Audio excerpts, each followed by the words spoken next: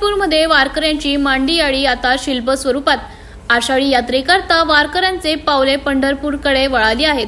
अशातच पंढरपूरमध्ये वारकऱ्यांची मंडळी आता शिल्प स्वरूपात उभारण्यात आली आहे। पालखी सोहळा, रिंगण सोहळा, वारकरी दिंड्या आणि वारकरी भक्तांच्या प्रतिकृती शहरात विविध चौकात उभारण्यात आल्या आहेत। यामुळे सारी पंढरी नगरी आतापासूनच वारकरीमय झाली आहे।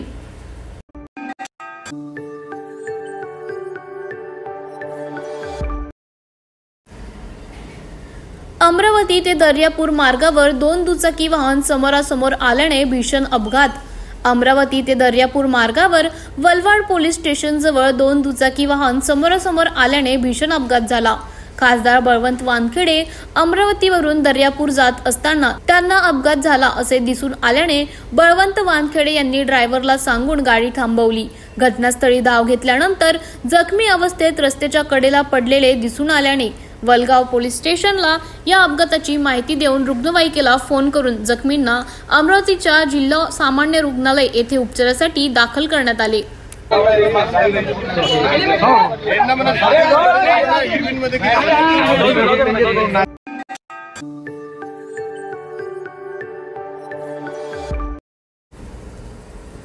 मला माझ्या नगरसेवकांच्या आणि नागरिकांच्या समस्या मार्गी लावायच्या आहेत असं खासदार मुरलीधर मोहोळ म्हणाले।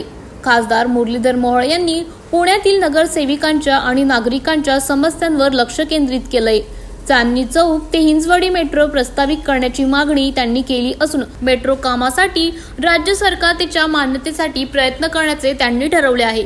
मुरलीधर मोहोळ म्हणाले, रेल्वेचा लोणावळा पुणे 4 पदरी कामाचा आढावा घेतला असून पुणे ते दिल्ली वंदे भारत सुरू करण्यासाठी चाचपणी करण्याचे त्यांनी सांगितले।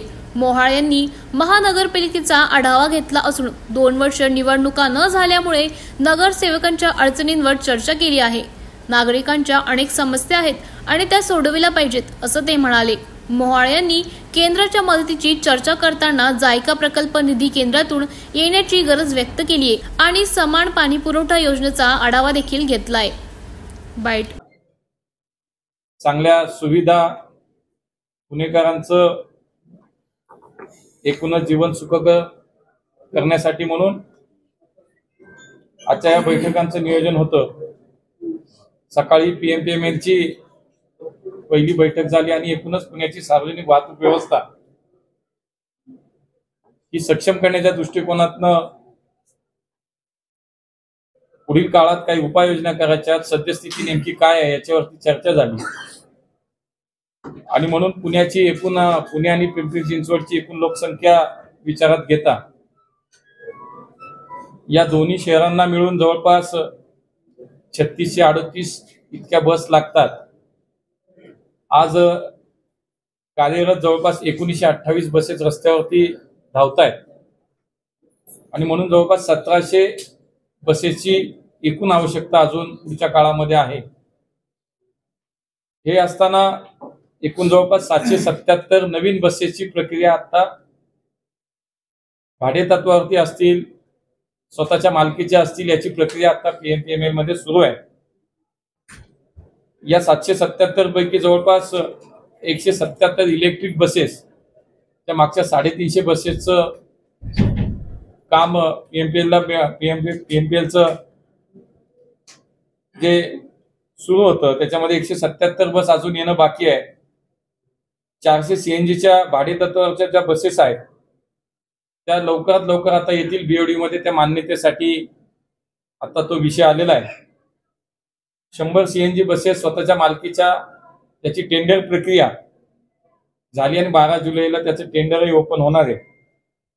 असं जर पाहिलं तर जवळपास 777 अजून काही बसेस, या आकडा इतक्या बसेस पुढच्या काळामध्ये पुण्यात नव्यानं रस्त्यावरती येतील।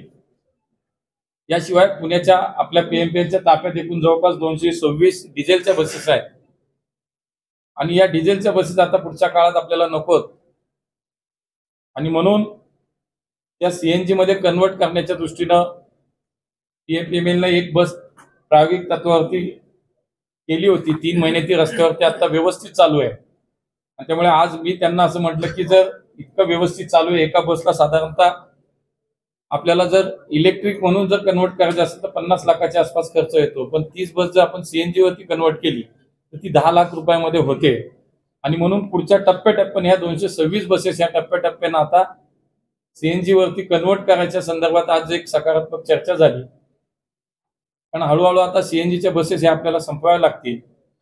शिवाय पुढच्या काळामध्ये जो काही आता 1000चा साधारणतः आकडा राहतो, ज्या बसेस आपल्याला कमी पडतील, त्यासाठी म्हणून मग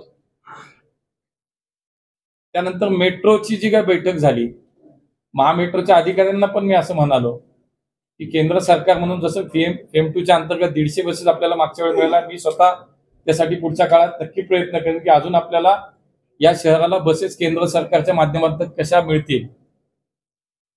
पुढच्या काळामध्ये मेट्रोचं जाळं पुण्यामध्ये आपण जर विस्तारणार असेल तर जो मूळ नवीन मार्ग जर विस्तारित आपल्याला एखादा सुचवायचा आहे तर त्याचा डीपीआर करताना सुद्धा लास्ट माइल कनेक्टिव्हिटीसाठी शेवटच्या माणसाला मेट्रो वापरण्यासाठी म्हणून तुमच्या डीपीआर मध्ये सुद्धा तुम्ही काही बसेसचा समावेश करावा, जेणेकरून मेट्रो सुद्धा सक्षमपणे चालण्यासाठीचा तो सुद्धा एक भाग आहे। त्या तुमच्या असल्या तरी चालवायला पीएमपीएमएल चालवेल, पीएमपीएल सुद्धा, म्हणून आम्ही सुद्धा दोन्ही महापालिकेच्या माध्यमातून पुढच्या काळात अजून बसेसची आपल्याला उपलब्धता कशी होईल हाही विषय त्या ठिकाणी झाला।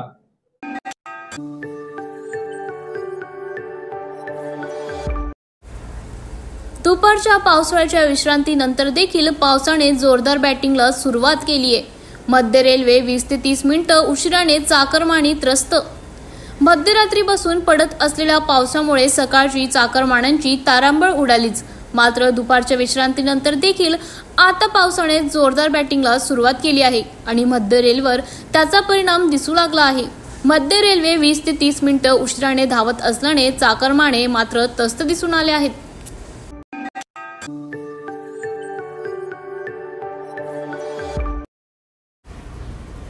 विना अट सरसकट सर्व शेतकऱ्यांची वीज बिल माफ करावी, असं रघुनाथ पाटील म्हणाले। महाराष्ट्र सरकारने शेतकऱ्यांसाठी जाहीर केलेली वीज बिल माफी अल्पशा संतुष्ट करणारी असल्याची टीका शेतकरी नेते रघुनाथ पाटील यांनी केली आहे। त्यांनी सरकारला कोणतीही अट न घालता सर्व शेतकऱ्यांची वीज बिल माफ आणि कर्जमाफी करण्याची मागणी केली आहे। रघुनाथ पाटील म्हणाले, सरकारने पिकाला पाणी देण्याच्या सर्व शेतकऱ्यांची वीज बिल माफी आणि कर्जमाफी करावी, तसेच केंद्र सरकारने शेतीमालावरील निर्बंध हटवावेत, कृषी मालावरील निर्यात बंदी उठवावी आणि दुधाचे दर वाढवावे। राज्यातील कायदा सुव्यवस्थेवर टीका करताना पाटील यांनी म्हटले, मुख्यमंत्री आणि उपमुख्यमंत्री यांनी त्यांच्या मर्जीतील अधिकारी हवे असतील तर IPS अधिकारी हे काय तुमचे घरगडी नाहीत। त्यांनी पुढे सांगितलं की 1 लिटर गाईच्या दुधाला 1 लिटर डिझेलचा भाव आणि 1 लिटर म्हशीच्या दुधाला 1 लिटर पेट्रोलचा भाव मिळाला पाहिजे। हे आज महाराष्ट्र सरकारने जे काही वीज बिलाचे माफी जाहीर केलेली आहे त्याच्याबद्दल अल्पसं संतुष्ट आहोत आम्ही, परंतु 7 हॉर्स पॉवरपर्यंतचं जे काही त्यांनी अट घातलेले हे बरोबर नाही आहे। जे शेतकरी शेती पंप वापरून पिकासाठी पाणी देत आहेत त्या सर्वच शेतकऱ्यांचं कर्ज आणि वीज बिल माफ झालं पाहिजे। ते 10 हॉर्स पॉवर असो किंवा 100 हॉर्स पॉवर असो, हे जर शेतकरी शेतीला पाणी देत आहेत आणि अन्नधान्य पिकवणं हे काम करतायत, देशातल्या 140 कोटी जनतेला खाऊ पिऊ घालतात, तर त्यांना वीज मोफत दिली पाहिजे ही आमची भूमिका आहे। शेतीमालाचे जोपर्यंत सर्व शेतीमालावरील निर्बंध हटत नाहीत, निर्यात बंदी उठत नाही, तोपर्यंत आम्ही बेमुदत धरणे आंदोलन पुण्याला करणार आहोत। आज जे काही वर्तमानपत्रामध्ये TV मध्ये बातम्या बघतोय याच्यामध्ये कायदा सुव्यवस्थेचे सगळे धिंडवडे निघालेले आहेत। आता पुण्यासारख्या ससून हॉस्पिटलमध्ये जर का ड्रगचे व्यवहार चालत असतील आणि रोज मोठ्या शहरामध्ये श्रीमंताची मुलं गोरगरिबांना चिरडून मारत असतील त्यांच्या 4 चाकी गाड्याखाली, तर कायदा सुव्यवस्था बिघडलेली आहे। आणि याचं कारण मुख्यमंत्री आणि गृहमंत्री आहेत की ज्यांनी आपल्या हाताखाली जे अधिकारी नेमलेले आहेत ते फक्त त्यांना अशा स्वरूपाचे पाहिजेत की होयबा अधिकारी पाहिजेत। जे काही IAS आणि IPS अधिकारी आहेत ते काही तुमचे घरगडी नाही आहेत, परंतु अशा पद्धतीचेच लोक तुम्हाला पाहिजे झालेले आहेत। आणि त्यामुळं कृष्णप्रकाश सारख्या चांगल्या अधिकाऱ्याला तुम्ही तिथं कोणतंही पद आणि कोणताही अधिकार न देता तिथं सडवत ठेवलेलं आहे। तर याच्यामध्ये एक लक्षात येतं की या राज्यकर्त्यांच्यामुळंच आजची कायदा सुव्यवस्था बिघडलेली आहे। चांगल्या अधिकाऱ्यांना यांनी अधिकारावरच ठेवलेलं नाही आणि त्याच्यामुळं आज संबंध कायदा सुव्यवस्था धोक्यात आलेली आहे। या सगळ्या बाबीचा विचार करता शेतीमालाचे भाव वाढू दिले जात नाहीत, त्यांना शेतकऱ्यांना लागणाऱ्या बाकीच्या वस्तूंचे भाव मात्र प्रचंड वाढलेले आहेत आणि याच्यामुळं हे जोपर्यंत आज शेतीमालाची निर्यात बंदी उठत नाही, संपूर्ण शेतीमालाची आयात निर्यात बंद होत नाही, सगळी बंधनं उठत नाहीत, तोपर्यंत आत्ता आम्ही हे धरणे आंदोलन पुण्यामध्ये बेमुदत असं सुरू करणार आहोत। 9 ऑगस्टच्या दरम्यान आम्ही हे धरणे आंदोलन सुरू करणार आहे। आज सांगली जिल्ह्याची बैठक झाली, असेच महाराष्ट्रातल्या सर्व जिल्ह्यांच्यामध्ये बैठका घेऊन पुण्यामध्ये एक न भूतो न भविष्यती असं एक शेतकरी संघटनेचं आंदोलन होईल आणि जोपर्यंत सर्व शेतीमालावर निर्यात बंदी उठत नाही तोपर्यंत आंदोलन आम्ही मागे घेणार नाही। जोपर्यंत 2 साखर कारखान्यामधील अंतराची अट निघत नाही तोपर्यंत आम्ही आंदोलन संपवणार नाही, ही आमची भूमिका आहे। आमची भूमिका दुधाच्या बाबतीमध्ये 1 लिटर गाईच्या दुधाला 1 लिटर डिझेलचा भाव मिळाला पाहिजे आणि 1 लिटर म्हशीच्या दुधाला 1 लिटर पेट्रोलचा भाव मिळाला पाहिजे। जर तुम्हाला हे भाव आमचे जास्त वाटत असतील तर तुम्ही पेट्रोलचे डिझेलचे भाव 30 रुपये 40 रुपये करा, आमची काही हरकत नाही आहे।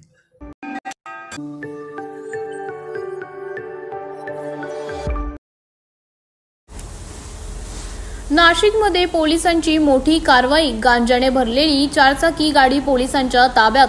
नाशिक शहरात पोलिसांनी मोठी कारवाई करत लाखो रुपयांचा गांजाने भरलेली 4 चाकी गाडी जप्त केली आहे। मुंबई नाका पोलीस ठाण्याच्या हद्दीत असलेल्या भारतनगर येथील पोलीस पेट्रोलिंग दरम्यान ही कार आढळून आली आहे। ऑनलाईन बुक केलेल्या टुरिस्ट पॅसिंग कारमध्ये सुमारे 4 लाख रुपये किमतीचा 20 किलो गांजा पकडला आहे। पुण्यावरून नाशिकला विक्रीसाठी आणलेला हा गांजा पोलिसांनी जप्त केलाय। पोलिसांच्या या कारवाईमुळे नाशिक शहरात एकच खळबळ उडाली आहे। गांजाने भरलेली कार आणि चालक सध्या पोलिसांच्या ताब्यात आहे। बाईट अशोक गिरी। आज सकाळी मुंबई नगर पोलीस स्टेशनचे महेश दुने अंमलदार, सदगीर आणि डीबीची टीम पेट्रोलिंग दरम्यानमध्ये एक गोपनीय बातमी मिळाल्यावरून भारतनगर चौफुलीवर एक उबेर याची एअरटिगा कार, गाडी नंबर आहे MH12WR 5262, ह्या गाडी एक संशय स्थितीमध्ये गोपनीय बातमी मिळाल्यावरून त्या गाडीची तपासणी केली असता सदर गाडीमध्ये 19.37 किलो गांजा मिळून आलेला आहे आणि गाडीचा चालक यांना आम्ही ताब्यात घेतलेला आहे। त्याप्रमाणे NDPS अंतर्गत गुन्हा दाखल करण्याची प्रोसिजर चालू आहे। चालकाचं नाव आहे किरण गोविंद धुमाळ, चालकाचं नाव आहे। त्याच्यासोबत एक महिला आणि एक पुरुष होते असं त्याचं सांगण्यात आलेलं आहे। त्याप्रमाणे सविस्तर तपास करून त्याप्रमाणे पुढील कारवाई करत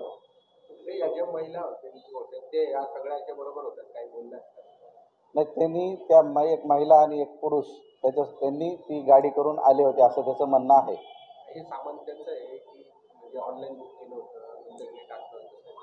त्याचं चालकाचं असं मत आहे किंवा त्या दोघांचं ते सामान आहे। आता तपासामध्ये बघू पुढे काय निष्पन्न होतं। माल घेऊन तो थांबलेला होता, बहुतेक कुणाला तरी डिलिव्हर करायचं असेल त्याला, त्याचा तपासामध्ये आपल्याला पुढे हे करता येईल। माल एकूण 19.37 किलो।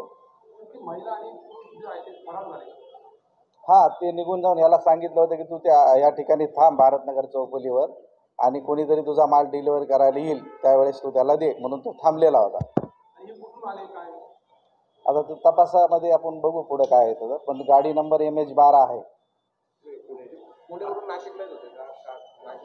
पुण्यावरूनच तो आला होता, पुण्यावरून नाशिकलाच आला होता।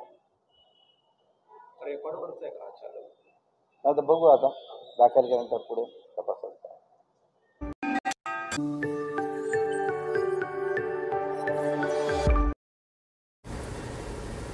द्राक्षाच्या जाती शेतकऱ्यांपर्यंत पोहोचवण्याचे काम द्राक्ष संघाने केले पाहिजे असं शरद पवार म्हणाले।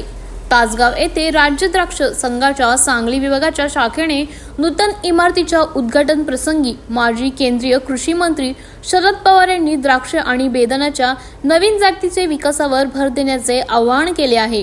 शरद पवार म्हणाले, जगात द्राक्ष आणि बेदाण्याच्या अनेक जाती विकसित झाल्या आहेत, त्यामुळे राज्यात द्राक्ष आणि बेदाण्यांच्या नवीन जाती कशा आणता येतील याकडे लक्ष द्यावे. त्यासाठी द्राक्ष संघाने पुढाकार घ्यावा. सांगलीची बाजारपेठ हळद आणि बेदाण्यांसाठी प्रसिद्ध असून शेतकऱ्यांचा या बाजारपेठेत मोठा वाटा आहे. शरद पवार यांनी सांगितले की रोजगार हमी योजनेतून राज्यात फळबाग लागवड वाढली आहे आणि आज जगातील बाजारपेठेत रोजगार हमी योजनेतून राज्यात फळबाग लागवड वाढली आहे आणि आज जगातील बाजारपेठेत भारतातील फळे विक्रीला जातात. महाराष्ट्रात राज्य द्राक्ष बागायतदार संघ गेली 50 वर्ष द्राक्ष शेतकऱ्यांसाठी उत्तम रीतीने काम करीत आहे. अफगाणिस्तान, इराण या देशात दर्जेदार बेदाणा तयार होतो आणि जगभरात शेतीमध्ये क्रांती केली आहे. शरद पवार म्हणाले, नवीन वाण आणणे आणि त्या संदर्भात संशोधन करणे हे एकट्या शेतकऱ्यांना झेपणार नाही.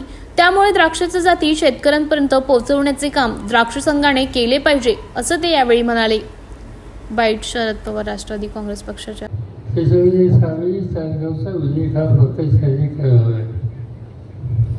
नाशिकचा करावं लागेल, सोलापूरचा करावं लागेल, उस्मानाबादचा करावं लागेल आणि आणखी काही चांगले जिल्हे आहेत की ज्या ठिकाणी दिवसेंदिवस या क्षेत्रामध्ये काही ना काहीचं बदल होतो. हे पाहिजे संधी ही तुम्हाला मला सगळ्यांना मिळतात. मी अनेक ठिकाणी बोलत असतो की लहान असताना काही भाग असेल की त्या भागाचं वैशिष्ट्य प्रतिकूल परिस्थिती किती असली तर त्याच्यावर वाद करायची, त्याच्यावर वाद करून पुढे यशस्वी व्हायचं, त्यासाठी कष्ट करायचे. आणि असे जे भाग आहेत आज त्या भागापैकी एका भागामध्ये आणि परिसरामध्ये आपण या ठिकाणी आलो. सांगली जिल्हा आणि विशेषतः दुष्काळी भाग प्रतिकूल परिस्थितीवर वाद करून गॅस सिलेंडरच्या बाबतीत पुढे गेलेला हा सगळा भाग. लक्षात होती हे महाराष्ट्रात होतं, देशातले काही ठिकाणी होतं.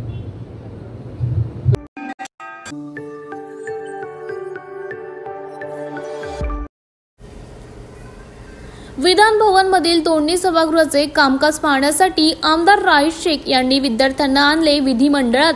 विद्यार्थी गॅलरीमधून दोन्ही सभागृहाचे कामकाज दाखवलं, तसेच कामकाजाची माहिती विद्यार्थ्यांना देण्यात आली.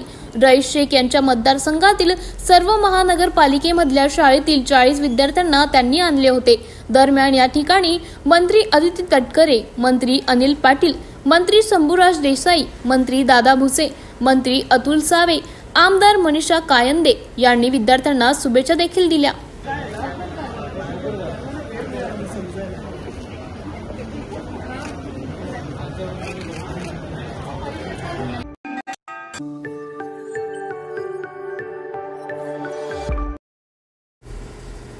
बुलढाण्याच्या एकफळ गावात पूर सदृश्य परिस्थिती, शेतकऱ्यांची पिके पाण्याखाली, शेतीचे साहित्य गेले वाहून. बुलढाणा जिल्ह्यातील शेगाव तालुक्यात 1 महिन्याच्या कालखंडानंतर पावसाने दमदार हजेरी लावली. मात्र या ढग सदृश्य परिस्थितीमुळे तालुक्यातील एकफळ या गावात पूर सदृश्य परिस्थिती निर्माण झाली होती. या गावातील संपूर्ण संपर्कही तुटला होता. एकफळ हे गाव मस नदीच्या काठीशी वसलेले आहे. झालेल्या पावसामुळे या गावात पूर सदृश्य परिस्थिती निर्माण झाली होती. पाण्याने संपूर्ण गावाला वेढा दिला होता. या गावातील शेतकऱ्यांची संपूर्ण पिके पाण्याखाली आली असून दुबार पेरणीची वेळ या शेतकऱ्यांवर आली आहे. येथील रामकुंवर रामचरण परदेशी या शेतकऱ्याचे स्प्रिंकलर पाईप, 50 बैलजोडीचे साहित्य, वखर पेरणी यंत्र व इतर शेतीचे साहित्य वाहून गेले आहे.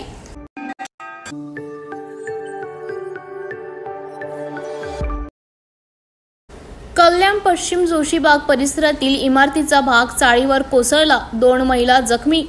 कल्याण पश्चिम जोशीबाग परिसरात एक धक्कादायक घटना घडली आहे. जुन्या इमारतीचा काही भाग कोसळून समोरील चाळीवर पडल्याने 2 महिला जखमी झाल्या आहेत. घटनेची माहिती मिळताच अग्निशमन पथक, केडीएमसी पथक आणि पोलिसांचे पथक तात्काळ घटनास्थळी दाखल झाले. हा सर, काय घटना घडली आहे?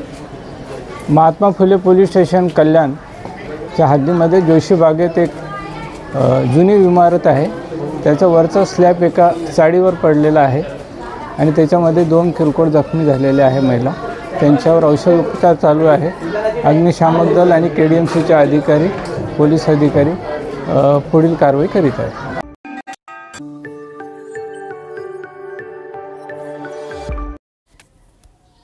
शेतकऱ्यांना संपूर्ण कर्जमाफी मिळावी व खामगाव जिल्हा व्हावा या मागणीसाठी धरणे आंदोलन.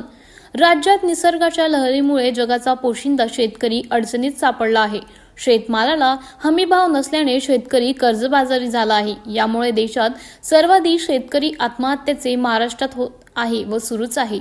शेतकऱ्यांना संकटातून बाहेर काढण्यासाठी शेतकऱ्यांना तातडीने संपूर्ण कर्जमाफी द्यावी, असेच बुलढाणा जिल्ह्याचे विभाजन करून खामगाव जिल्ह्यासह स्वतंत्र लाखनवाडा तालुक्याची निर्मिती करण्यात यावी या मागणीसाठी खामगाव उपविभागीय अधिकारी कार्यालयासमोर महाविकास आघाडीच्या वतीने धरणे आंदोलन करण्यात आले. या खामगाव जिल्हा झाला पाहिजे व बळीराजाची संपूर्ण कर्जमाफी झाली पाहिजे.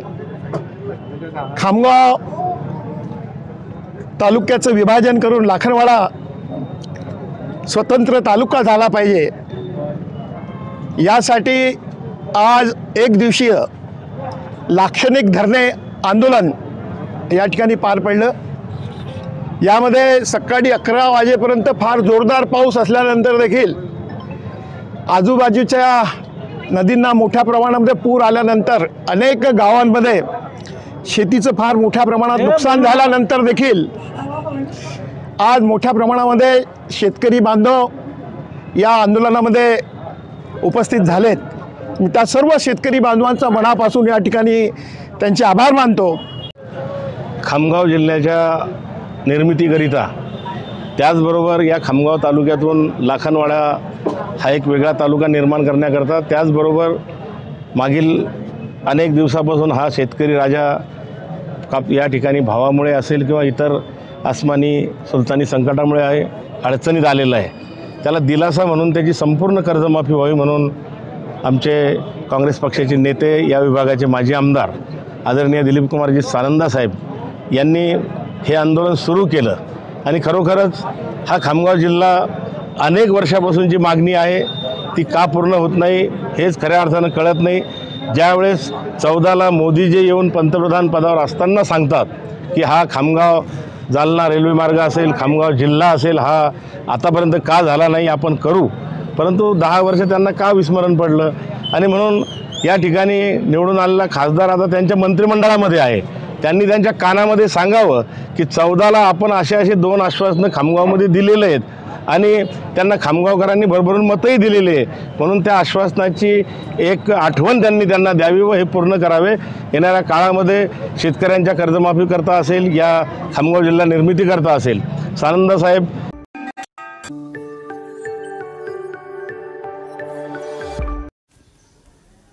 खेड चिपळूणची पूर परिस्थिती ओसरली असली तरी संगमेश्वरमध्ये पावसाचा जोर कायम. दिवसभरापासून रत्नागिरीमध्ये जोरदार पाऊस पडत आहे. खेड चिपळूणची पूर परिस्थिती ओसरली असली तरी संगमेश्वरमध्ये पावसाचा जोर कायम आहे. संगमेश्वरमधील गड नदीला पूरसदृश्य परिस्थिती दिसून येत आहे. नदी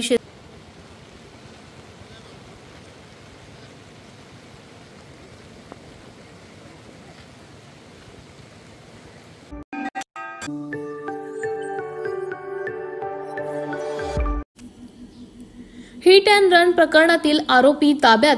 हिट अँड रन घटनेनं पुणे पुन्हा एकदा हादरलं. जुन्या पुणे मुंबई महामार्गावर बिडोपी परिसरातील अज्ञात वाहनाने रविवारी मध्यरात्री दुचाकीवरील पोलिसाला मार्शलला उडवले. त्यात एक पोलिसाचा मृत्यू झाला तर दुसऱ्यावर शहरातील एका रुग्णालयात उपचार सुरू आहेत. अपघातानंतर वाहन चालक पळून गेला होता. दरम्यान या प्रकरणातील कार चालकाला पोलिसांनी कारसह पुण्यातून ताब्यात घेतला आहे. हा अपघात जेव्हा घडला तेव्हा त्याच भागातून पांढऱ्या रंगाची इनोव्हा कार जाताना सीसीटीव्ही मध्ये दिसली होती. जी खडकी भागात अपघात झालेला आहे. काय या प्रकरणाची माहिती आहे, कोणाला आतापर्यंत ताब्यात घेतलेले आणि त्या पोलीस कर्मचाऱ्यांची सध्या हे अपडेट काय?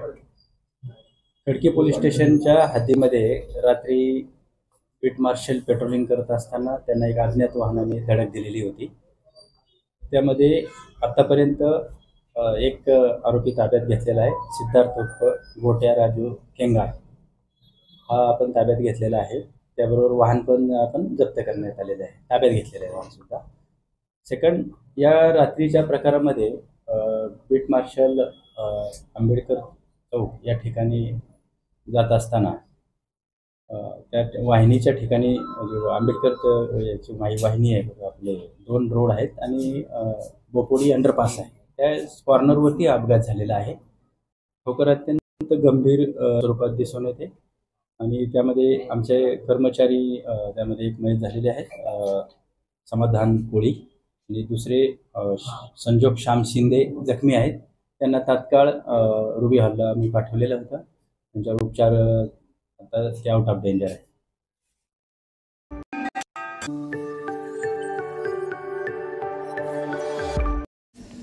सत्ताधाऱ्यांना जनतेची पर्वा नाहीये, ते भ्रष्टाचार करण्यात व्यस्त आहेत असं खासदार शिवसेना उद्धव बाळासाहेब ठाकरेच्या प्रियंका चतुर्वेदी म्हणाल्या.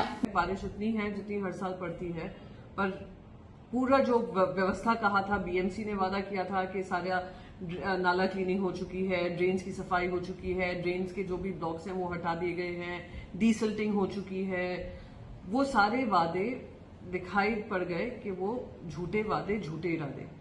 और वही मुख्यमंत्री जाते हैं 1 महीने पहले, इंस्पेक्शन करते हैं, इस तरीके से नाले के सामने अपनी फोटो खींचते हैं, इस तरफ देखते हैं, उस तरफ देखते हैं और दिखाते हैं किस तरीके से वो पूरा इंचार्ज हैं और वो काम ले रहे हैं बीएमसी से.